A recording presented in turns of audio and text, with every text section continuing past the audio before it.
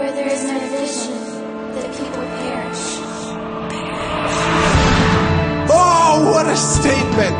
To think that vision is our very life source, that vision is our sustenance, and that without it, we will surely die. That if we cannot find a way to grab a hold of revelation, of the perspective or the dream of God, that our whole life has been a waste. To align our vision with the divine perspective is to attain holiness.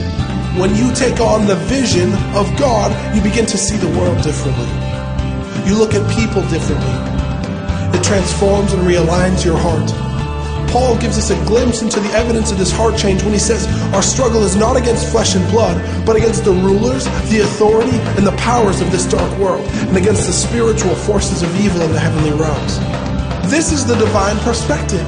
This is the practical, tangible working of the vision that forces us to see, oppose, and cast down not the people who oppose the gospel, but the spiritual strongholds that possess them to do so.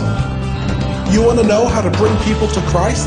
Identify the spiritual strongholds that stand between them and God and tear them down with pointed, intentional love.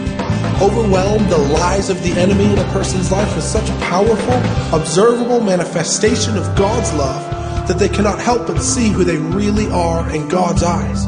This is the love of the Father, intentional love. And this is the only love that will beckon people to salvation.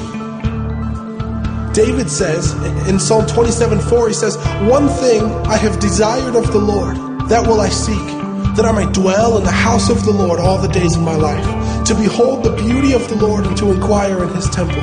He says essentially, God, I long for only one thing. I am desperate for just one thing, that you would give me vision. Allow me to see what you see, God. Bring me into your courts. Let me sit at your feet and explore the deep places of your heart, God. And this is the heart we must long for. This is our destiny. This is everything we were made for, to see what God sees. This will require sacrifice and struggle. It will call for discipline and endurance. But no man has ever seen his dreams fulfilled and regretted the sacrifice necessary to fulfill them. But no man has ever seen his dreams fulfilled and regretted the sacrifice necessary to fulfill them. Sacrifice necessary to fulfill them. But no man to fulfill them.